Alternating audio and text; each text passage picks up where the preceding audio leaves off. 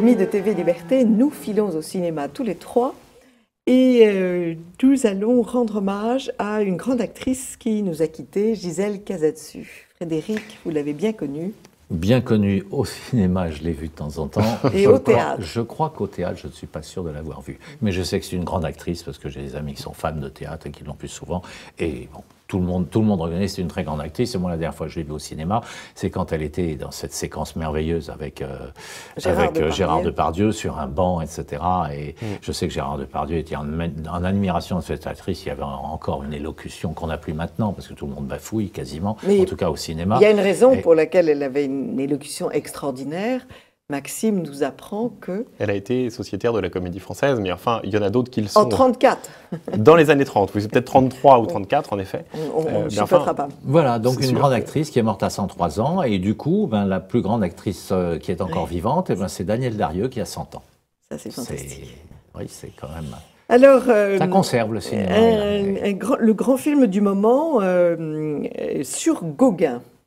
Enfin, je ne dirais pas le grand film du moment, un des films du moment. Sur les murs du métro. Oui, c'est vrai. Voilà. Oui, donc Gauguin, c'est un peintre qui n'est pas un peintre majeur pour moi, donc effectivement, mais je pense qu'il a joué l'exotisme aussi, puis des couleurs qui étaient aussi, il y avait ce mélange de couleurs qui était aussi un peu inhabituel, etc. Donc ça, c'était intéressant.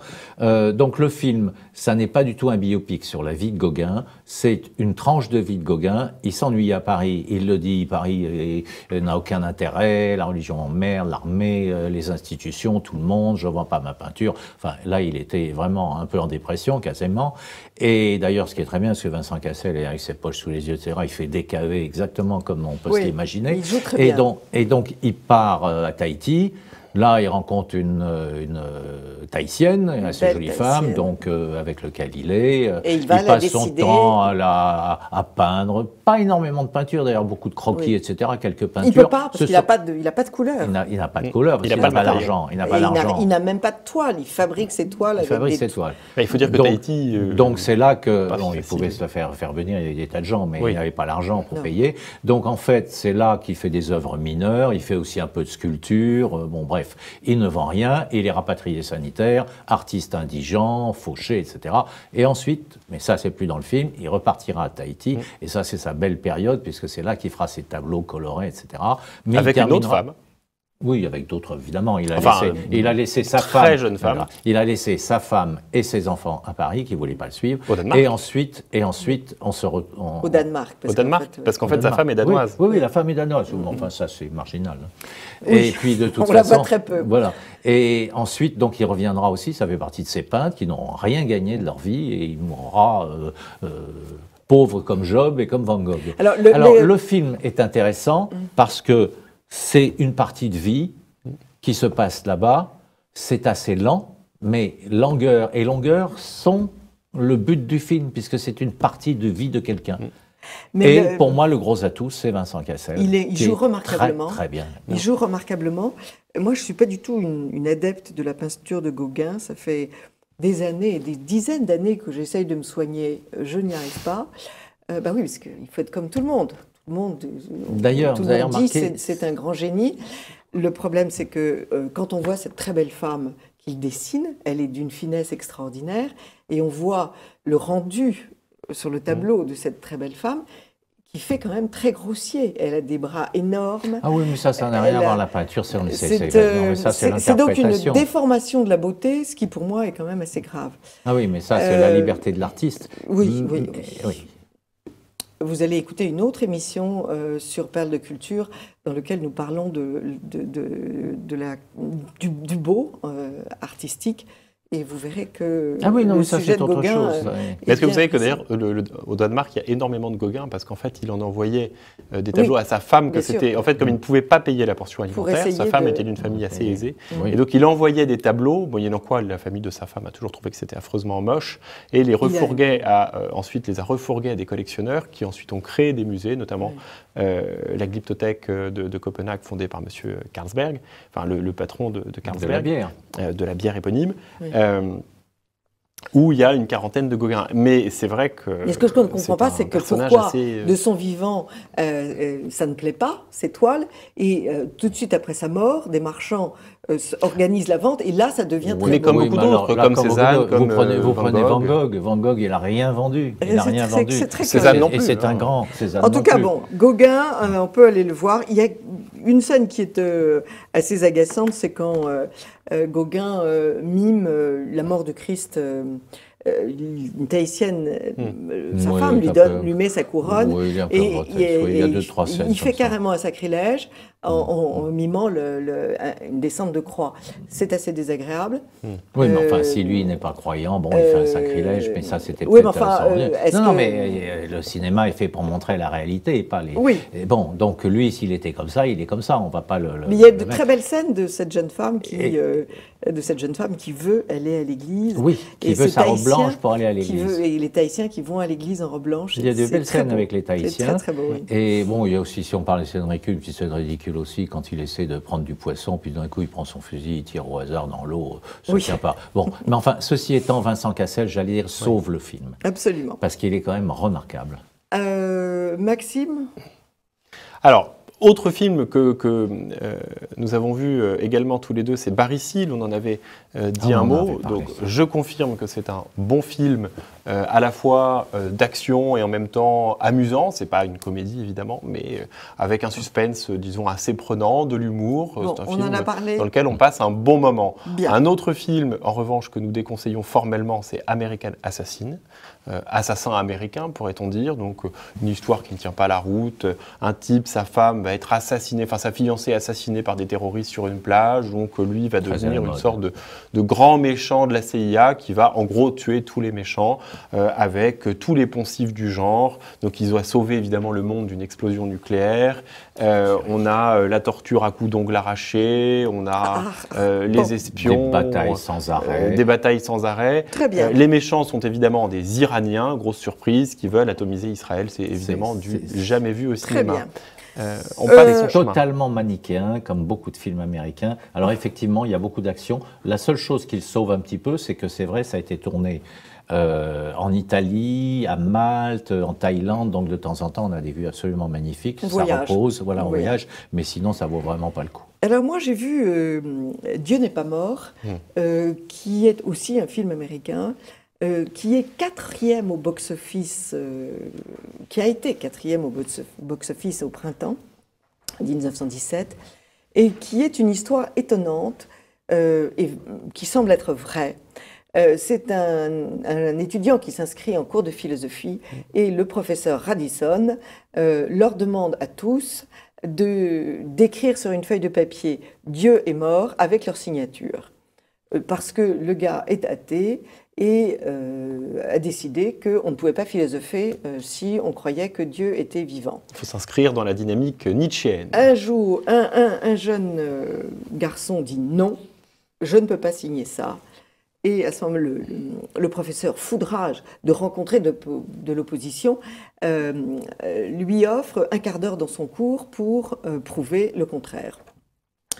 Cette déclaration de foi va lui coûter très cher. Il va lui coûter d'abord sa petite amie, qui est une espèce de petite murène ravissante, mais qui a misé sur ce jeune garçon qui va faire des études de droit et qui va devenir forcément brillant. Et c'est vrai qu'au fur et à mesure qu'il raconte sa foi, qu'il donne ses arguments, il prend une force et une beauté intérieure, c'est assez étonnant. C'est tiré d'une histoire vraie, parce que figurez-vous que en France, en Amérique, il y a beaucoup de procès pour discrimination anti-catholique. Et comme les catholiques sont une force infiniment plus grande aux États-Unis que chez nous, parce que, quand je dis catholique, je dis chrétienne, puisqu'il y a les protestants et les évangéliques, ils n'entendent pas de cette oreille et ils déclenchent des procès. Et les épiscopaliens, n'oublions pas les épiscopaliens. Parce que, si vous voulez... c'est dans la nature des Américains, de toute façon, on déclenche des procès. C'est dans la nature des Américains. Cela dit, c'est tout à fait crédible, cette histoire, puisque un père abbé rencontré récemment m'a raconté exactement cette scène-là. C'était un étudiant en sciences physiques très poussé, une grande école, et la femme a fait toute une dissertation pour montrer un fait scientifique, je serais incapable de vous dire lequel, et elle a terminé son cours en disant « Et ainsi, je vous ai prouvé que Dieu n'existait pas ». On ne voit pas le rapport avec le sujet, donc c'était la militante. Et le père abbé en question est monté en lui disant « Merci beaucoup, madame, vous venez de me montrer que Dieu existe ». C'est donc c'est tout à fait crédible, tellement l'antichristianisme est à la mode et devient vraiment... C'est de longue date, hein. On se souvient tous de la citation d'Einstein qui précisément démonte les arguments du professeur sur une démonstration de cet endroit. Absolument, mais là, ces 10 dernières années, on a l'impression que ça repart au combat. Alors, très intéressant aussi quand il y a eu le remake récent de Léon Morin-Prêtre, où il y avait aussi la discussion entre les communistes et leur... C'est très intéressant aussi. Absolument. Alors, allez le voir en famille. Parce que alors, les gens sont déchaînés, hein, les commentaires sont d'une haine. Il y a un type qui a dit qu'il avait eu envie de brûler tous les crucifix en sortant. C'est pour vous dire qu'il y a quand même quelques malades. Le film réunit un certain nombre de cas de jeunes confrontés à ce problème. C'est très bien choisi, c'est très bien fait. Certains diront que c'est quelquefois un peu naïf, mais il n'empêche qu'il ressort de ce film un grand bonheur. Moi, j'ai vraiment été émue aux larmes. La salle dans laquelle j'étais est sortie sur le trottoir. Les gens étaient dans un état de bonheur que ce film chante en quelque sorte la foi chrétienne et le bonheur d'être chrétien. Donc, allez le voir.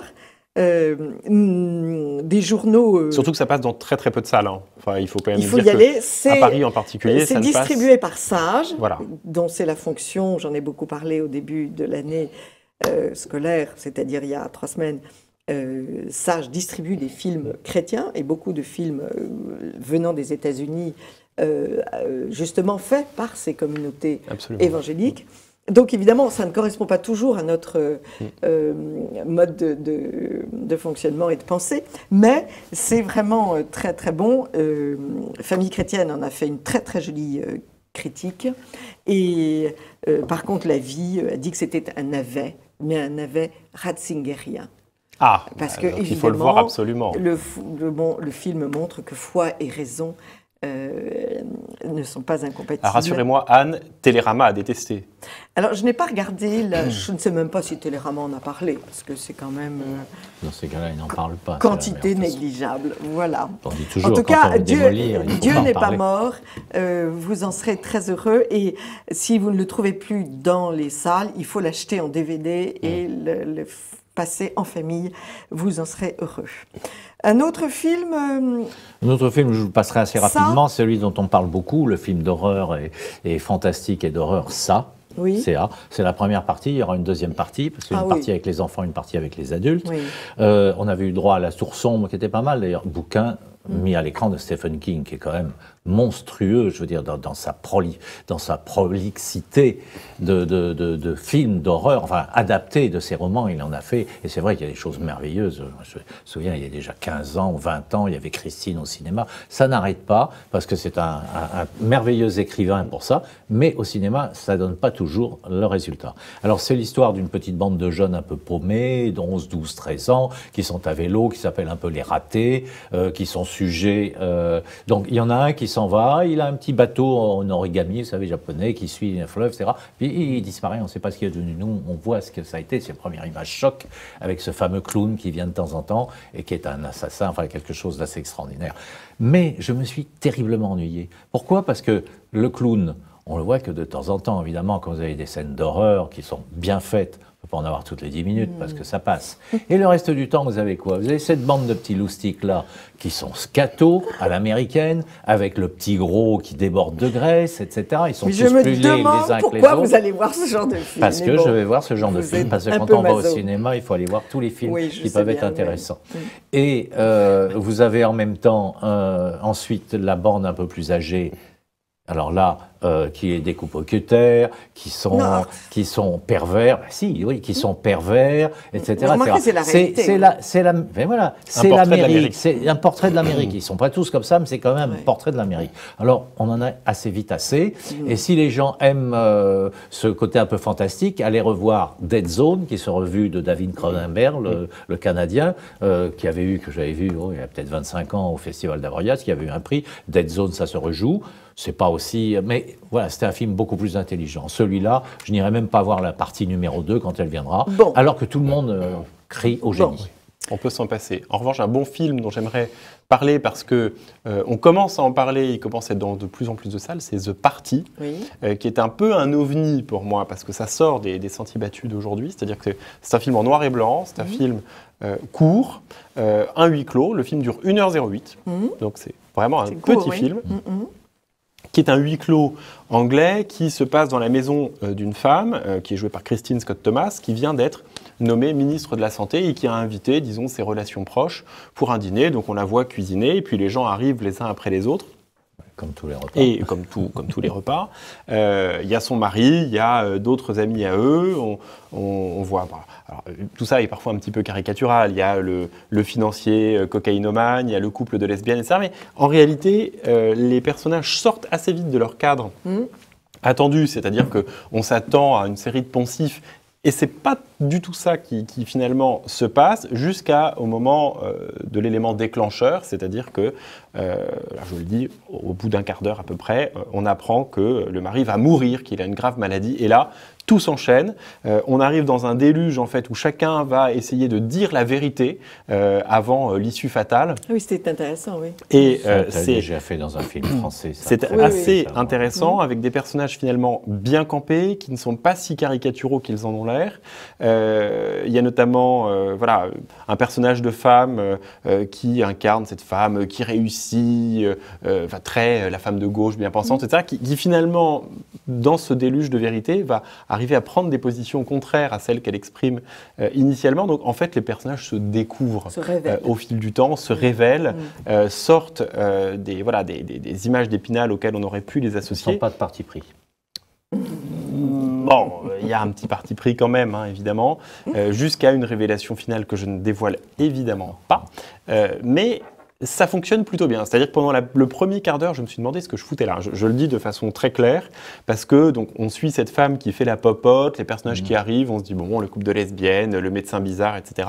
Le mari qui fait des gros yeux et qui passe des vieux disques, on a l'impression qu'il est débile mental, mais vraiment. Et puis... le déclencheur arrive, il dit « je vais mourir dans quelques semaines ».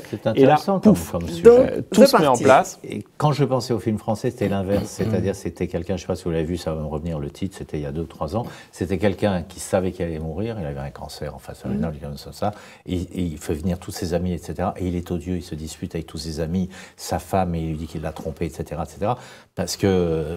bon, et ensuite, il s'en va. Enfin bref, c'était pris d'une autre façon et c'était très très bien. C'est intéressant, ça. Le sujet est intéressant, donc.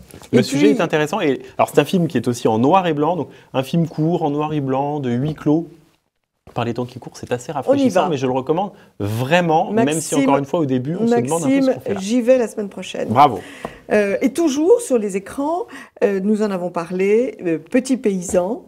Qui est 300 000 maintenant spectateurs. 300 000 donc spectateurs. C'est une vraie réussite, il faut aller le voir absolument. Vraie réussite, et Au témoin d'un doute, absolument. qui est un joli film aussi, avec de bons acteurs, qui est original, et qui, les deux films sont assez les deux films sont assez réactifs par rapport au slogan contemporain sur ils traduisent le bon sens. La paternité, bien sûr. La filiation, le monde de la Terre. Et le monde de la Terre.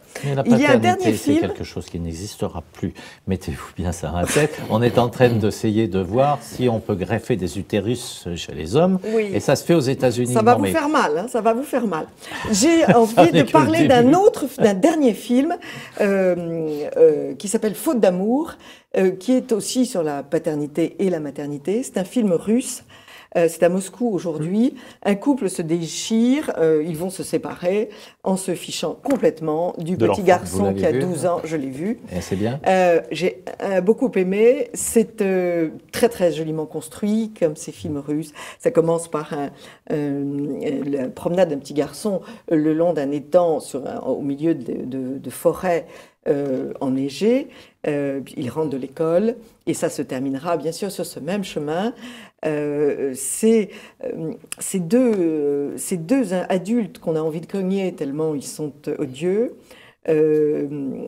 qui sont très contemporains par plus d'ailleurs la femme que l'homme qui est pris par son boulot et qui réfléchit pas trop, mais la femme est une noiselle gravissime, mais c'est pas de sa faute. Elle n'a pas été aimée par sa mère, qui est une horrible paysanne, laquelle horrible paysanne a vécu toute la révolution soviétique. Donc on comprend aussi que... Moi, il y a un autre film sur un garçon. Je pense qu'il faut conclure en disant que de toute façon, c'est toujours la faute de la mère. Oui. Non, mais maintenant, ce sera la faute des deux mères. Non, j'acquiesce absolument. Les mères ont un rôle absolument immense. Et tout est dans le péché. Il y a un autre film, Mon garçon. Mon garçon, je ne l'ai pas vu, très honnêtement, mais beaucoup de mes amis l'ont vu. Et les critiques sont unanimes en disant que c'est raté. Oui. Non, puis j'irai pas le voir parce que c'est Guillaume Canet, mais qui est bien, c'est un bon acteur. Là, c'est l'histoire de l'enlèvement d'un enfant. Mais c'est raté. Faute d'amour est un film très très bien joué, mais sinistre. Oui, puis qui permet en plus de se projeter dans un cinéma qu'on n'a pas forcément l'habitude de voir, le cinéma russe, qui était quand même assez rare. Qui est un très bon cinéma et qui dit beaucoup de choses. Voilà, et ça permet de sortir un peu des sentiers battus. Sur une société laminée par le... Et puis qu'il y a une façon d'appréhender le cinéma très différente de l'occidental. C'est pour ça qu'il faut s'ouvrir à toutes les cultures cinématographiques. Ils sont très profonds dans leur cinéma. Voilà, eh bien ça fait beaucoup de films. Ça fait beaucoup de films. De très bons films, mais bon. Si, quand même. Donc, on redit Petit paysan, Au témoin d'un doute, Gauguin et Dieu n'est pas mort. Et The Party. Absolument. Voilà. Et éventuellement Barry Seal dans la catégorie grand spectacle. Éventuellement. Oui. Et si vous voulez avoir des critiques de ces films, vous pouvez aller sur annebrassier.fr puisque ces films sont présentés. Ne vous fiez pas à l'officiel des spectacles. Ah oui. Faites attention encore une fois de plus. Je suis allé à une séance aux Champs-Élysées. Ça m'a obligé à dépenser mon argent aux Champs-Élysées et dîner aux Champs-Élysées parce qu'il s'était trompé de séance. Je n'allais pas revenir chez moi. J'ai attendu la séance suivante. Il s'était trompé d'horaire. Donc il faut regarder sur Internet, en fait. Alors oui, ils font aussi des erreurs. Mais en tout cas, l'officiel des spectacles, c'est je ne sais pas de comment... pire en pire. Oui. Il faut leur écrire. C'est à l'image de l'orthographe. Ils s'en fichent royalement. Merci beaucoup à tous les deux, chers amis de TV Liberté. À très vite pour une autre semaine de Perles de Culture.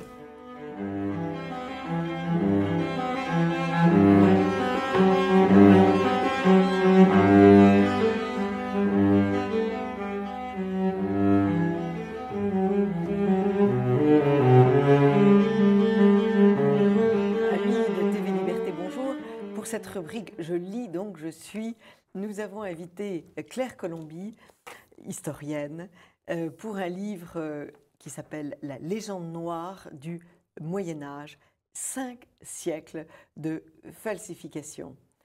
Bonjour Claire. Bonjour. Et peut-être en introduction, je vais lire une phrase de votre texte qui est lumineuse en elle-même. Pour qu'il y ait lumière, entre parenthèses, le siècle des Lumières, il avait fallu qu'il y ait eu obscurité. Pour que le changement apparaisse comme nécessaire, il avait fallu condamner les abus et les anciennes pratiques. On les tourna en ridicule, on les appela archaïques et on inventa un passé triste, inefficace, injuste, violent et sombre. Et en fait, c'est l'explication de cette phrase que l'on entend tout le temps, on n'est plus au Moyen-Âge. C'est ça, exactement. Alors, comment vous est venue, Claire Colomby, cette idée de stigmatiser cette légende, cette fausse légende noire du Moyen-Âge? C'est parce que moi, j'ai eu mon bac, je suis partie tout de suite à la faculté et j'ai tout de suite baigné dans le Moyen-Âge. Donc, pour moi, le Moyen-Âge, j'en avais un peu les livres de la faculté, ce qu'on nous dit à la faculté, j'étais dedans. Et c'est quand j'en suis sortie que d'un coup, je me suis rendu compte qu'il y avait un décalage entre ce que je savais et les gens de... Et la réalité. Et la réalité, oui. Donc, j'ai commencé à chercher. C'est là que je suis tombée sur les livres de Régine Pernoud et de Jacques Herz, oui. Que je me suis rendu compte que tout ce que moi, je savais avait déjà été dit au grand public et que pourtant, absolument rien n'avait changé. Et qu'à part quelques... Alors, il y a des passionnés aujourd'hui du Moyen-Âge qui font des fêtes médiévales. Oui, en fait, l'époque médiévale connaît un amour absolument étonnant dans tous les villages. Il y a des fêtes médiévales, en veux-tu, en voilà, partout. Tout à fait, mais toujours un peu mélangé à la fantaisie. Hein, c'est-à-dire que moi, j'ai enseigné, j'ai pas mal d'élèves qui me demandaient si au Moyen-Âge, il y avait des dragons. Et ouais, là, donc, il y a un mélange. Et puis, avec les productions hollywoodiennes de ces dernières années qui sont très fantaisie, il y a un côté folklorisme, un peu comme il y a eu le folklorisme au 19e, qui, je crains malheureusement, soit un peu un chant du cygne quand même du Moyen-Âge. C'est-à-dire qu'on prend les costumes, les repas, les chevaliers, et on prend des archétypes, on s'habille un peu comme ça, mais sa substance véritable, sa manière de penser, sa politique, voilà, ce qui faisait vraiment le Moyen-Âge en tant que société disparaît. On va dire l'épine dorsale, qui est donc quand même le catholicisme. Exactement, oui, tout à fait. Mais ça, on le met de côté. On le met de côté. Ouais. Est-ce que, prenez n'importe quel livre de philosophie ou de science, on va vous faire Platon, Aristote, Socrate, ou alors Pythagore, si vous êtes dans les sciences, Ptolémée, et d'un coup, paf, vous allez arriver au 15e ou au 16e siècle directement. C'est-à-dire que Saint Thomas d'Aquin, par exemple, entre Aristote et Voltaire, il n'y a pas eu Saint Thomas d'Aquin. Il n'y a pas de scientifiques médiévaux. Absolument. Il ne s'est rien passé. Non. Alors, puis il faut aussi dire que vous êtes à une très très bonne école de désinformation historique, puisque vous avez comme maître Marion Sigaud, qui est une experte dans la découverte des mensonges contemporains. C'est ça. La découverte des mensonges qui est, je pense, pour des gens qui passent par exemple par la faculté ou qui ont fait ça toute la journée, ça existe, c'est pas connu. J'aimerais bien l'idée de relais, c'est-à-dire qu'il n'y a pas d'information dans ce livre qui soit véritablement nouvelle. Hein. Enfin, de toute façon, comme disait l'Ecclésiaste, rien de nouveau sous le soleil, tout ce qui a été fait Alors, sera. je m'inscris en faux. Il y a des citations, il y a des choses très très nouvelles. La manière dont Jules Ferry s'est entouré de pasteurs de Neuchâtel pour gérer tout l'enseignement en France, je le subodorais, mais je n'avais pas les preuves. Vous donnez les noms, c'est quand même assez étonnant. Et Jules Ferry, parce que bon, il faut planter le décor. Si le Moyen-Âge est si caca et si vilain, on va dire les mots, c'est parce qu'il est catholique. Exactement. Or, à partir des Lumières, il faut crier haro sur le catholicisme. Exactement, et surtout ce qu'il implique, même d'un point de vue social et économique, hein, pas seulement, alors évidemment... Pas seulement la religion. Évidemment, c'est le point, mais du coup, on découle ensuite tout le reste. À partir de l'école de Jules Ferry, tous les petits Français de France, de Navarre et même d'outre-mer vont passer par l'école, puisqu'elle devient obligatoire. Et qu'elle est obligatoire et laïque. Donc, du coup... Le mensonge, c'est de dire que c'est seulement Jules Ferry qui a inventé l'école gratuite. Non, ça, c'est complètement... L'école était gratuite sous Charlemagne. L'école a toujours été... Les prêtres enseignaient gratuitement. Ah oui, moi j'ai travaillé très spécifiquement sur de la comptabilité du XIVe siècle et on sait aujourd'hui par des études graphologiques que celles qui tiennent les livres de comptes, ce sont les femmes. Et ce sont des petits artisans, donc c'est-à-dire que les femmes allaient à l'école. Il y avait des femmes qui savaient absolument lire et écrire. Je veux dire, ça devient, quand on est plongé dedans, ça devient donc non seulement elles avaient une âme, mais elles avaient aussi un QI. Exactement. Oui, parce qu'en fait, voilà, toute l'histoire de l'âme, c'est au Moyen-Âge, quand on disait homme, ça voulait dire être humain. Hein, c'est-à-dire, voilà. Et ensuite, à l'époque moderne, on a commencé à se dire homme, c'est un peu imprécis, il va falloir qu'on se redemande si c'est homme différencié de femme. Alors qu'il est évident dans les textes médiévaux que l'homme est différent de l'animal et de la plante et que c'est évidemment du genre humain dont il est question. Alors, oui, mais le Moyen-Âge avait inventé l'égalité bien avant que la Révolution n'arrive. Il y a une légère priorité. Tout à fait, oui. Oui, non, mais c'est-à-dire que voilà, les Lumières, la Révolution française et puis la réforme de Jules Ferry sont les trois des 5 grandes catastrophes pour le Moyen-Âge. Avant, il y a eu la création de la Renaissance, puis ensuite, il y aura les médias du XXe siècle. Je crois que vous vous rendez compte que c'est liberté, égalité, fraternité, qui correspond à solidarité. La Révolution française, c'est la destruction des communautés, des privilèges. Des privilèges. Et vous expliquez très bien qu'est-ce que c'est qu'un privilège, en fait, au Moyen-Âge. Privilège, c'est une loi privée. C'est une loi privée, ça n'a rien à voir avec... Mais on vit toujours sur le mode du privilège. Ouais. Il me semble que Nicolas Sarkozy, par exemple, avait offert à la restauration une TVA à 5,5%, alors que pour le reste, elle était à 19,5%. Ouais. C'est un privilège. C'est un privilège, oui. Voilà. Il est évident qu'un pilote de ligne, un cuisinier, une femme au foyer et, je ne sais pas, une infirmière qui travaille de nuit ne peuvent pas être traités de la même manière, cotiser de la même manière, avoir les mêmes avantages et les mêmes... C'est pas possible. Alors que vous décrivez dans la France médiévale des systèmes économiques complètement différents en fonction des climats et des régions de France. Oui.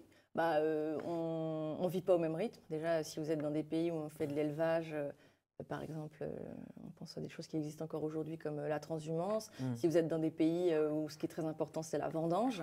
Si vous êtes dans des pays où ce qui est très important, c'est, par exemple, du côté du Berry, c'est vraiment les céréaliers.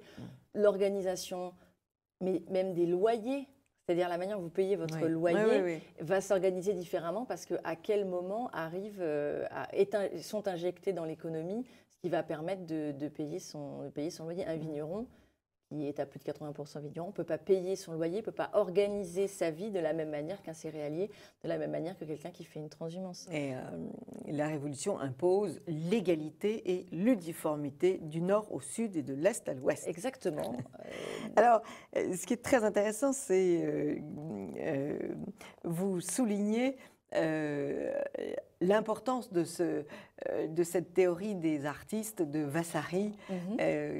Pouvez-vous nous expliquer ce qu'a fait Vasari en expliquant cette prodigieuse éclosion artistique qu'on appelle les primitifs italiens et la suite? Oui, alors en fait, c'est très intéressant. Jacques Herz faisait pareil. C'est quand un médiéviste commence à vouloir vous expliquer le mensonge du Moyen-Âge, il y a quelque chose dans lequel il se prend un peu les pieds, c'est la Renaissance. Donc ce qu'on appelle la Renaissance italienne des arts et des lettres, et puis de la politique avec le néo-platonicisme. Qu'est-ce que c'est que ça?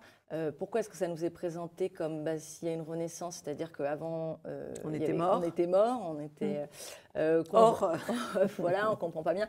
On reviendrait à une antiquité perdue. Hein, c'est quand même la caractéristique de la Renaissance. Et puis on va se mettre à mettre dans les tableaux les personnages en toge et puis représenter, avoir une représentation. Et beaucoup de colonnes. Et beaucoup de colonnades, voilà. et en fait, dans cette histoire de l'art, on va dire pictural, les tableaux, il y a un mouvement de peintres italiens au milieu du XIIIe siècle. Hein, ça commence dans les années 1200, enfin... On va dire que ça a éclos dans les années 1280, et puis il y a ce qu'on appelle le Trecento, hein, c'est ce que nous on appelle le XIVe siècle. Il y a toute une école de peinture italienne, c'est vrai, qui commence à, tout en peignant tout à fait comme dans le style byzantin, avec des vierges à l'enfant, avec une tête un peu iconique penchée sur le côté, avec derrière c'est doré, hein, ça ressemble beaucoup à à une icône orthodoxe, commence à élaborer, à s'animer, à élaborer un style. Derrière, il y a des paysages. Il y a un village, il y a des nuages. Exactement. Les personnages sont s'animent. Les personnages sont beaucoup plus, moins symboliques et ils commencent à avoir des têtes beaucoup plus humaines. Ce qui est très connu, donc c'est le plus célèbre, c'est Giotto, qui va par exemple peindre, selon la légende dorée de Voragine, le baiser donc les parents de la Vierge Marie, à savoir Anne et Joachim. Et ils se font un tendre baiser à la porte d'or. Il n'y a pas d'enseignement possible, c'est pas symbolique, c'est juste une représentation de l'amour que devaient se porter les parents. Et ça, c'est vrai que ça ne s'est jamais fait. Cela dit, ce baiser est censé représenter l'union du père et de la mère, et c'est à ce moment-là qu'a été conçue Marie. Mais c'est-à-dire qu'on commence par se détacher légèrement du symbolisme et du formalisme, en restant quand même dans, évidemment... Absolument. Voilà. Donc, c'est assez beau, les couleurs sont assez douces. Il y a une vraie école qui se crée. On a des maîtres. Donc, Giotto a eu Cimabue pour maître. Il aura lui-même le petit Giotto. Et pourquoi est-ce qu'on appelle ça primitif? Et bien voilà, c'est ça le problème. C'est très très beau. Nous, on trouve ça beau. Ça correspond à nos goûts. Ça correspond plus à nos goûts, on va dire, qu'une peinture médiévale beaucoup plus formaliste. Et ça commence en 1280. Ce qu'on appelle la fin du Moyen-Âge, c'est 1453-1492. Raphaël, c'est le XVIe siècle. Donc du coup, comme on n'a pas pu le nommer, comme on ne veut pas dire que c'est de l'art médiéval, il y a plein de peintures primitives. Derrière, vous voyez des cathédrales complètement gothiques. Il a fallu dire, bon c'est beau, donc ça ne peut pas être médiéval, vous êtes bien d'accord, donc on va appeler ça des pré-renaissants. Alors, pré-renaissant, c'est un peu moche. Donc on a appelé ça des primitifs en disant qu'ils préparent. Et là, ils annoncent la Renaissance. Ils annoncent ce qui est doublement faux. C'est-à-dire que déjà, d'un point de vue méthodologique, vous ne pouvez pas qualifier une période en disant elle précède celle qui lui succède. Je veux dire, c'est un non-sens, c'est une tautologie. Et puis, c'est pas parce qu'il y a une période qui vient après qui peut s'inspirer de la première que celle-ci l'annonce. Alors, il faut savoir qu'en histoire, tout fonctionne comme ça. Je veux dire, moi, j'ai fait l'histoire industrielle avant la révolution industrielle, c'est de la pré-industrialisation. Puis comme on a découvert qu'il y avait apparemment des sociétés de crédit qui fonctionnaient au XIe siècle, on a appelé ça de la proto-industrialisation. C'est complètement... On aura de la pré-proto... Ils ont toujours envie de raconter une histoire en fonction du futur, ce qui est un comportement complètement ahistorique. Bah oui, c'est très marrant pour des athées, parce que c'est du messianisme. Pour résumer votre livre, vous citez cette phrase de Condorcet que je ne connaissais pas, ce célèbre philosophe des Lumières. Dans cette époque désastreuse, c'est du Moyen-Âge dont il est question, nous verrons l'esprit humain descendre rapidement de la hauteur où il s'était élevé et l'ignorance traîner après elle. Ici, la férocité, ailleurs, une cruauté raffinée, partout, la corruption et la perfidie. À peine quelques éclairs de talent, quelques traits de grandeur d'âme ou de bonté peuvent-ils percer à travers cette nuit profonde. Des rêveries théologiques, des impostures superstitieuses sont le seul génie des hommes. L'intolérance religieuse est leur seule morale et l'Europe, comprimée entre la tyrannie sacerdotale et le despotisme militaire, attend dans le sang et dans les larmes le moment où de nouvelles lumières lui permettront de renaître à la liberté, à l'humanité et aux vertus. On a envie de dire Amen. C'est exactement ça. Enfin, quel culot, mais quel culot. Déjà, les philosophes des Lumières et ensuite leurs successeurs directs, les révolutionnaires, et ensuite Michelet, ils sont quand même dans des emphases, c'est un petit peu ridicule au niveau du style. Vous parlez de l'intolérance religieuse et la tyrannie sacerdotale et le despotisme militaire. En fait, c'est ce qu'ils projettent de détruire. Voilà. C'est un programme politique. Oui. C'est un mensonge qui a un programme politique. La tyrannie sacerdotale, c'est on va se débarrasser du clergé. Oui. Et pourquoi faut-il se dégager du clergé? Moi, en visitant des cathédrales médiévales, celle de Laon, une autre aussi, je ne sais plus laquelle, je voyais toujours des antipathies, des antinomies, des batailles entre le clergé et les bourgeois de la ville. Tout à fait. Eh bien pourquoi? Parce que c'est une suggestion, mais vous allez me dire si je me trompe, eh bien, c'est parce que le clergé interdisait les foires le dimanche. Parce que le dimanche, c'est le jour du Seigneur. Exactement. Et exactement comme aujourd'hui, un certain nombre de gens ne veulent pas de travail le dimanche. Tout à fait. Parce que, un, c'est le jour du Seigneur, et deux, c'est le jour de la famille. Il y a l'usure aussi, et il y a le change de la monnaie. Voilà. Et alors là, on arrive, c'est là que quand même, une fois qu'on prend l'histoire du Moyen-Âge, on peut aller gratter beaucoup plus avant. C'est qu'est-ce qu'a fait Jésus-Christ? Qu'est-ce qui a fait qu'il est passé au Sénédrin? Il est arrivé devant les marchands, les changeurs du temple, et il leur a dit maintenant, dehors. Et surtout, il faut savoir que les changeurs du temple, en fait, il fallait changer sur une monnaie que eux seuls possédaient. Ça nous rappelle aussi des choses par rapport à aujourd'hui. C'est-à-dire que c'est toujours la même histoire. C'est toujours la même. On est toujours dans la même dynamique. Et en fait, depuis la Renaissance jusqu'à aujourd'hui, il y a un camp qui veut absolument mettre le libéralisme économique, l'usure et le règne de l'argent. Et en face, il faut absolument calomnier. Et évidemment, c'était un contre-pouvoir. Donc il faut le salir. Et puis alors, un autre intérêt extraordinaire de votre livre, c'est donc ce qui se passe avec Jules Ferry, qui donc va tout de même dégager, lui et les autres avant lui, dégager les congrégations religieuses enseignantes de façon monstrueuse, puisque du jour au lendemain, ces moines et ces religieux sont obligés de quitter leur... alors, je veux bien qu'on parle d'égalité, de fraternité, mais enfin, il y a quand même des limites dans cet exercice de la fraternité.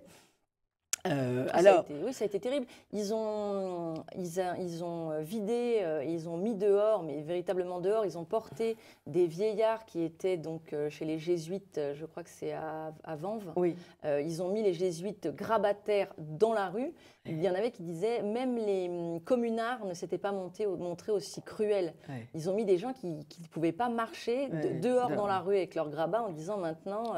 Parce que vous comprenez, il menace la nation et la sécurité de l'État. Bien sûr, c'est très visible. Donc oui, ce qui est...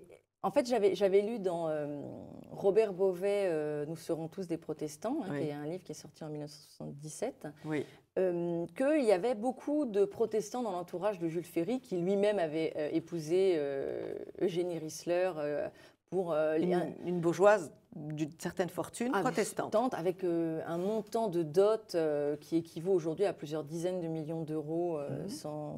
Et voilà, elle était... C'était l'industrie Rissler, l'industrie du Grand Est, la sidérurgie, le charbon, qui en avait beaucoup. Et prenant cette information et tirant sur le fil, je me suis rendu compte qu'ils sont absolument partout dans l'élaboration des programmes scolaires. Voilà. Il y en a même certains, comme Jules Steg, par exemple, qui a écrit des manuels d'instruction civique dans lesquels on se servait pour les petits-enfants de la République. Et que, donc, on a un trio, notamment neuchâtelois, c'est-à-dire qu'ils viennent tous les trois de Neuchâtel. Donc, c'est Jules Steg, Félix Pécaud et Buisson. Oui. Ils sont... Non, Buisson, c'est après. Il y a déjà un Buisson à ce moment-là. Ferdinand Buisson. Ah, carrément. Ah oui, Ferdinand Buisson. Oui. Il y en a deux qui sont... Et puis Frédéric Desmond. Et Desmond, oui. Pasteur protestant français formé à Genève. À Genève, voilà. Quand même. Donc, il y en a... Et il ne faut quand même pas oublier aussi franc-maçon. Alors voilà, c'est ça qui est intéressant, c'est des pasteurs protestants suisses qui viennent faire les programmes. C'est beaucoup moins anecdotique qu'il n'y paraît, puisque à la fin du XIXe siècle, la haute société protestante a complètement fusionné avec la franc-maçonnerie. C'est-à-dire qu'il ne s'est plus trouvé en France de protestants dans les affaires. Ce que j'appelle la haute société protestante, c'est la finance donc la banque et puis les industries, l'industrie lourde.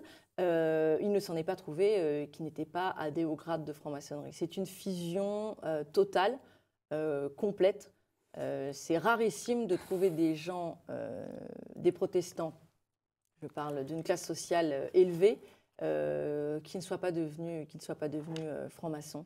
Et ces gens-là se rangent dans la catégorie de Condorcet, qui disait « Le genre humain n'en restait pas moins partagé entre deux classes, celle des hommes qui raisonnent et celle des hommes qui croient. » Les catholiques étant dans la catégorie des hommes qui croient, donc des imbéciles, eux se rangent dans la catégorie des hommes qui raisonnent. Et c'est à ce moment-là que commence le matraquage et l'accusation de tous les péchés de la terre du catholicisme. Exactement, avec des inversions accusatoires. Des mensonges à tire-larigot. Le mot superstition qu'on va retrouver tout le temps dans la bouche des philosophes des Lumières, notamment Voltaire, c'est-à-dire la superstition qui veut dire le catholicisme, ça vient des protestants. Hein. C'était notamment leur horreur du culte des saints, par exemple, ou des reliques. Les reliques et tout ça. Et ces mots-là se retrouvent dans l'école de Jules Ferry. C'est-à-dire qu'on voit une véritable filiation via les mots et les concepts depuis les protestants, les Lumières, les révolutionnaires. Et puis, c'est peut-être le moment de parler de la véritable égalité. Dans un village, le curé ou le moine enseigne à fond tous ceux qui sont capables de manier l'outil intellectuel. Tout à fait. Sans considération aucune de rang social. Le petit paysan comme le fils du Seigneur. Voltaire et Rousseau diront que ce n'était absolument pas nécessaire d'enseigner les paysans et les ouvriers parce qu'ils n'ont qu'à travailler pour les autres. On n'a pas besoin de connaître ni le latin ni le grec pour tirer la charrue. Non, mais c'est exactement ça. Donc, ce livre vraiment permet de remettre les pendules à l'heure et de comprendre pourquoi nous sommes idiots aujourd'hui. Oui, et puis peut-être plus aussi de voir, comment dire, Régine Pernoud, avec son nom m'échappe, un autre auteur, avait écrit un livre qui s'appelait « Le Moyen-Âge, pourquoi faire ?» Je pense que c'est vraiment une question qu'on peut se reposer aujourd'hui. C'est, au-delà de quelle est la vérité, la vérité en tant que telle, d'où venons-nous véritablement? C'est-à-dire, on n'est pas né ni à la Révolution française, mais ni même à la Renaissance. Et surtout, mais d'un point de vue organisation sociale, d'un point de vue politique, d'un point de vue modèle, est-ce qu'il n'y aurait pas la possibilité aujourd'hui de regarder comment fonctionnait une corporation pour voir si on ne pourrait pas s'en inspirer pour le mettre dans la modernité? Moi, je pense que d'un point de vue politique, c'est quand même très intéressant de lire il y a beaucoup de traités politiques médiévaux qui sont complètement inconnus. Il y a tout un travail à faire. Il y a tout un travail à faire qui est véritablement d'une grande modernité, hein, parce que les hommes n'ont pas changé. Les hommes n'ont pas changé et les thèmes n'ont pas changé non plus. Et puis alors, vous insistez beaucoup sur la notion du progrès. Avant, les gens vivaient dans la boue et aujourd'hui, c'est fantastique, ils ont des cuisines merveilleuses en formica. Ce qui est quand même une notion du progrès quand même très très limitée au matériel. Tout à fait. Et toute la dernière partie est une évocation des films sur le Moyen-Âge qui racontent des sornettes, notamment Au nom de la rose, qui est un véritable mensonge sur pattes. Ah oui, c'est un mensonge à grands frais. Le livre d'Umberto Eco, qui est déjà très très ésotérique, très très élitiste, très très versé dans d'inspiration, à mon avis, très rosicrucienne et un peu kabbaliste, est quand même moins mensonger que le film. Qui est, enfin, je veux dire, imaginez résumer Le nom de la rose à quelqu'un qui l'a pas vu. C'est une médisance d'un homme qui a véritablement existé et qui n'a jamais. Parce qu'il y a des moines sodomites, il y a des meurtres absolument, on dirait un polar américain avec des meurtres complètement improbables, et au milieu il y a la médisance de Bernard Guy, un français, Bernardo Guy pour les Occitans, enfin, comme il dit dans le Languedoc, voilà, en occitan ou en italien, qui était un homme parfaitement sage, qui a très peu condamné à mort, dont on a gardé énormément de sentences, qui tous les ans, parce qu'en fait il a été inquisiteur les 10 dernières années de sa vie, il est mort à plus de 70 ans, tous les ans, à Pâques, il s'enfermait plusieurs jours, il reprenait tous ses dossiers et il faisait ce qu'on appellerait aujourd'hui des remises de peine. Donc en remettant dans le contexte de la loi d'aujourd'hui, parce qu'il y a aussi, vous vous rendez compte, les inquisiteurs condamnés à mort, attendez, la peine de mort, ça a été aboli. Oui, il n'y a pas très longtemps. Pas très longtemps, donc va-t-on vouer aux gémonies tous les juges, même laïcs, qui ont condamné à mort. Mais vous savez bien que nous sommes tellement bien aujourd'hui qu'il faut juger le passé. Exactement. À notre aune. Quand on regarde dans le contexte, Bernard Gouy a été un grand dominicain et vraiment presque un saint homme. Non, mais au Moyen-Âge, quand il y avait la possibilité de se faire juger, c'est-à-dire que par un tribunal ecclésiastique, les gens employaient toutes les possibilités, tous les recours qu'ils avaient pour se faire juger dans un tribunal ecclésiastique. Parce que c'était beaucoup moins dangereux. Beaucoup moins dangereux, beaucoup plus enclin à la clémence, au pardon et donnant des peines liées à des pénitences et ce genre de choses. La justice du Seigneur, du roi et ensuite des laïcs dont Marion Sigoutou parle tout le temps, souvent on va dire les jansénistes du Parlement de Paris, étaient beaucoup plus durs. On pourrait c'est toute l'histoire de l'affaire du Chevalier de la Barre. Exactement. Qui a été condamné au pire sévice par un tribunal de laïcs, alors que les évêques voulaient élargir le Chevalier de la Barre, qui certes avait mangé du lard un vendredi saint, certes avait jeté des pierres sur un crucifix, mais que l'Église était tout prêt à pardonner, alors que le tribunal civil l'a condamné au pire sévice. Exactement. Ça, Claire l'a très bien montré. Marion l'a très bien montré dans son livre sur Voltaire. Exactement. Aussi édité chez Contre-Culture. Tout à fait. Donc lisez, chers amis de TV Liberté, La légende noire du Moyen-Âge, 5 siècles de falsification de Claire Colombie. Et je peux vous dire que vous ne regarderez plus votre temps avec les mêmes yeux. Et il y a des tas de choses que l'on comprend, des tas de mensonges que l'on comprend aujourd'hui grâce à vous. Donc, merci Claire Colombie. Je vous en prie, merci. Amis de TV Liberté, à très vite pour une autre émission de Perles de Culture.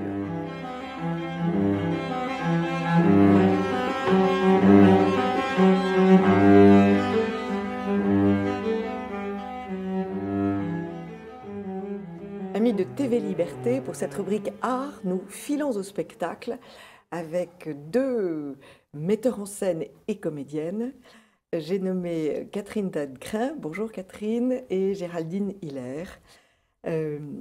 Nous allons évoquer les 2 spectacles que vous montez l'une et l'autre. Catherine Tadgrin, l'invitation au château d'Anouilh. Ce n'est pas votre première Anouilh? Non, c'est mon 2e, parce que j'ai déjà monté l'Alouette. L'Alouette, c'était un spectacle magnifique, mais vous aviez commencé par Tartuffe. Oui, Tartuffe, ensuite l'Alouette et ensuite Les Possédés, l'adaptation de Camus, du roman de Dostoïevski. Voilà. Et à chaque fois, ce sont des prouesses, parce que vous avez tout de même, vous attaquez des pièces lourdes. Oui. Plutôt, oui. Tartuffe, c'est lourd. L'Alouette, c'était très long.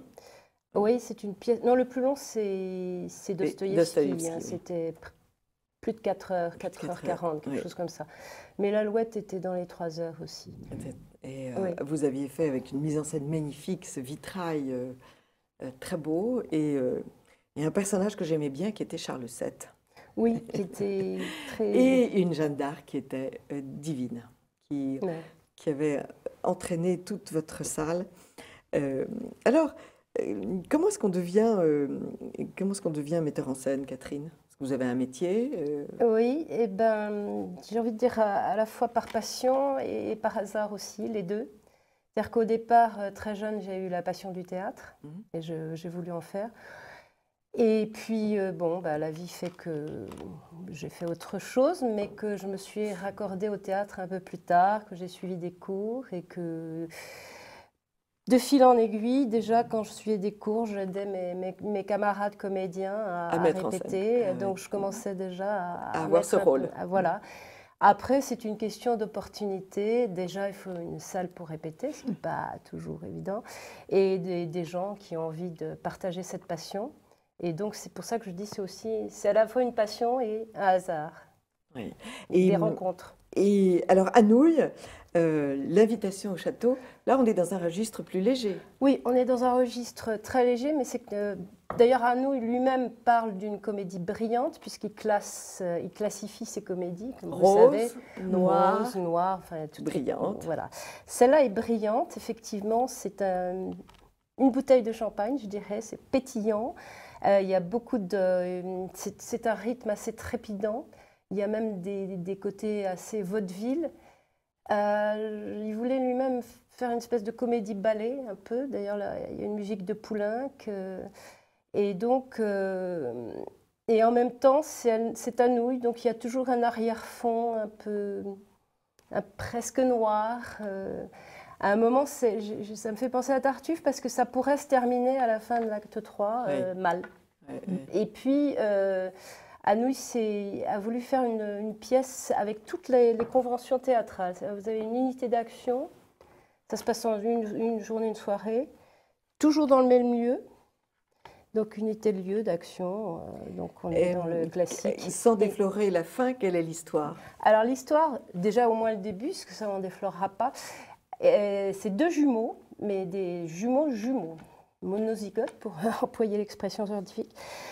Donc qui se ressemblent parfaitement et physiquement, mais au moral c'est le contraire. Il y en a un, Horace, qui est cynique et désabusé, l'autre est sentimental, tendre. Et le sentimental est amoureux d'une richissime, la fille d'un riche homme d'affaires, richissime, qui s'est fait tout seul. Et Horace pense que c'est une très mauvaise association. Donc, et il a aussi quelques petites arrière-pensées plus ou moins conscientes, puisqu'il est en fait amoureux de cette Diana, qui elle-même est amoureuse de lui, mais il n'en veut pas parce qu'elle a trop d'argent. Donc, il imagine un stratagème, et parce qu'il pense que cette Diana va littéralement, qui a un fort caractère, qui est une enfant gâtée, manger son frère. Donc il se dit, c'est pas possible, on ne peut pas, cette union ne peut pas se faire. Donc je ne révèle pas, ça c'est le début, je ne révèle pas la suite, il imagine un stratagème. Et évidemment, comme toujours chez Anouilh, il y a une jeune fille qui intervient pure et l'envoyé du ciel. Voilà, qui va embaucher, mais qui ne se révèle pas être tout à fait ce qu'il croit qu'elle est, et qui va la déstabiliser. Donc je m'arrête là pour ce qui est de raconter l'histoire, parce que je ne veux pas déflorer ce qui se passe. Et donc vous avez une série vous avez une dizaine de personnages, une série d'enchaînements. C'est une action assez complexe, parce que déjà celui qui tire les ficelles, Horace, a tout le temps des idées différentes pour faire avancer son affaire. Donc il invente tout le temps des stratégies. Et puis, il y a au milieu des personnages qui ne veulent pas du tout de ça parce que ça les met en danger et donc qui essayent d'arrêter les choses. Et au milieu, il y a une mère, la mère de la jeune fille pure, qui est une vraie calamité et qui arrive. Et alors vos acteurs? Alors mes acteurs, donc j'en ai une partie qui était l'équipe déjà ancienne, oui, dans Les Possédés. Donc voilà, il y a celui... Florian, celui qui faisait le rôle principal dans Les Possédés, oui. Le jeune homme, le beau Nicolas, celui qui faisait Chatoff aussi. Oui. Et qu'est-ce qu'il y a Marie-Françoise Almeras qui faisait la comtesse. Oui. Voilà, donc de l'ancienne équipe. Et celle qui faisait la folle. Oui. Aussi. Voilà, donc vous avez quand même des sacrés tempéraments autour de vous. Oui, oui. Ce sont la plupart du temps des amateurs. Oui. Et ils se donnent à plein et à fond. Il faut dire qu'on répète pendant 1 an. Hein. Oui, c'est une belle. Alors, ce spectacle est à partir c'est samedi 14 et dimanche 15 octobre. C'est au théâtre Saint-Léon, 11 place du Cardinal Hamet. L'entrée est sur la gauche quand on regarde l'église. Oui. Et c'est à 15h30. Voilà. C'est une bonne idée, la sieste est terminée. On a eu le temps de digérer son repas. Le repas de famille est fait. Et on ne se couche pas trop tard le soir, surtout le dimanche. Surtout le dimanche, voilà, quand il faut retourner. Bien, merci Catherine, parce que nous irons à ce spectacle. C'est trop... Tout ce que vous faites est toujours perlé, intelligent, puis un spectacle d'adouille, c'est toujours très beau. L'air de Poulenc dans l'Invitation à un château, c'est lequel? C'est un air chanté ou c'est seulement une musique? C'est une musique. Ah, c'est une musique. C'est une musique, oui. Mais il y a une musique assez importante. C'est pas un seul air. Oui, donc... on ne va pas tout utiliser, je pense d'ailleurs. D'accord. Il y en a un qui revient tout le temps, mais il a composé spécialement toute une musique pour l'Invitation au château. Fantastique. Voilà. Catherine, au samedi 14 octobre. Ou dimanche 15, donc dimanche 15, parce que les deux. Samedi, 14. il y a le... Okay. Oui. Samedi, il y a un colloque, samedi après-midi, il y a le colloque de célébration de commémoration de la guerre et du communisme, de la naissance du communisme à Moscou en 1917. D'accord. Voilà. Alors, revenons à la gaieté. Et avec Géraldine Hiller, pour ses contes russes, danse, fabliaux et ombres chinoises, avec votre compagnie, Les Enfants de la Lune. Oui. Alors, c'est votre... connu, c'est votre deuxième spectacle? Troisième. Je ne connaissais pas le premier. Oui. Le premier, c'était on va dire une saga médiévale, enfin un conte médiéval que j'avais complètement créé, mais à partir d'inspiration entre la table ronde et le Seigneur des Anneaux. Il y avait une épée luciférienne qu'il fallait à tout prix empêcher de nuire. Enfin bon, voilà. C'est très joli cette idée de mêler contes russes, contes médiévaux, fabliaux, ombres chinoises. Comment est-ce qu'on peut faire ça? Ça s'est imposé en fait. Oui, puis c'est ma vision. Enfin, je trouve que les fabliaux là, c'était aussi par souci du rythme, parce que quand même le conte, par exemple l'oiseau de feu avec les ombres chinoises, c'est un conte très. On a pris l'intégralité du conte, oui. Et il y a une musique. Le loup court d'un bond, traverse les monts, d'une foulée franchit les vallées, de la patte devant l'espace, de la queue efface la trace. Enfin, c'est très poétique. C'est très poétique, et on a pris l'intégralité, donc c'est assez long, et les enfants, ils sont captivés, parce qu'il y a les ombres chinoises, et on a Grégoire, qui est un conteur merveilleux. Très joli conteur. Oui. Ouais, il a une présence... Il a une présence, c'est un très bon comédien. D'abord, il a la tête du poète. Oui. Il a un petit minois, il est très frais, très fin. Et en même temps, il a un tempérament. Oui. Dans les fabliaux, il me fait un bûcheron merveilleux. Et donc, le souci du rythme, parce qu'après, on enquille avec le conte de Vassilissa et la Baba Yaga, qui est aussi intégrale. Oui. On fait plus intervenir les enfants. C'est la sorcière. La terrible sorcière ogresse, au fond des bois. Et donc, ce fabliau, en fait, allège un petit peu le côté conte, c'est plus théâtral, les enfants rient beaucoup. Ouais. On a une petite part d'improvisation, souvent on part un petit peu avec Grégoire, selon le public, et on a notre trame, mais voilà. Ouais. Et après, on peut repartir dans le conte, vraiment à proprement parler, puis on a les danses aussi. Et vous êtes vous-même une danseuse. Oui. Vous embellissez le spectacle. On sent que vous êtes très heureuse en dansant. Ah oui. Oui. Vous avez fait plusieurs années de danse? Ah oui, il faut. Puis je continue. Je danse toujours, je m'entraîne tous les jours. Voilà. C'est un peu obligatoire. Géraldine Hiller est la preuve qu'on peut tout faire. Elle a 4 enfants, un mari, et elle suit ses cours de danse. Voilà. Et c'est une artiste absolument complète. Alors, on va écouter on va terminer sur la présentation de votre spectacle. C'est donc au centre Mantapa, c'est au métro Glacière, oui. Rue Wurtz. On veut des informations, on peut vous écrire la compagnie Les Enfants de la Lune, tout attaché @gmail.com. Oui. Mais il y a un site internet. Pas encore pour la compagnie Les Enfants de la Lune, j'ai pas eu le temps encore de m'occuper de ça. Il faut déléguer. Il faut déléguer, Géraldine. Alors, c'est du 19 octobre au 29 octobre. Voilà. Métro Glacière. Et Catherine, c'est métro La Motte-Piquet. Et c'est tout près de la Motte-Piquet. C'est tout près de la Motte-Piquet. Il y a quelques minutes, même tout près de la Motte-Piquet. 2-3 minutes. Donc, chers amis de TV Liberté, vos dimanches d'octobre sont pris et vous pouvez aller en famille avec des adolescents pour écouter Anouilh et des enfants plus petits pour écouter Géraldine. Merci beaucoup à toutes les deux d'être venues nous inviter au spectacle et de place à vos danses, Géraldine. Au revoir, à bientôt. Merci. Au revoir.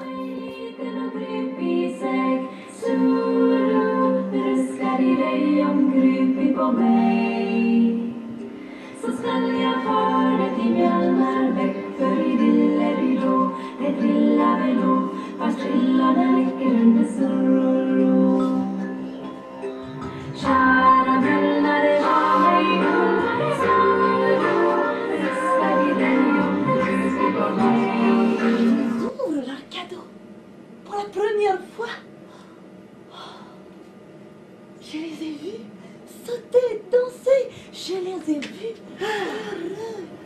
Enfin, ma distribution de cadeaux pour Noël est terminée.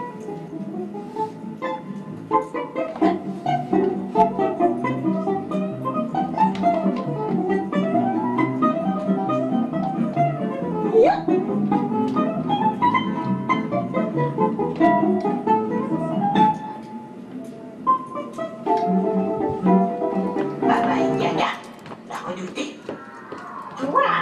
Babouchka, quoi? Tu risques seulement de devenir mon esclave. Oh. Je ne peux te dévorer. Ah. Tu es une fée. Ah.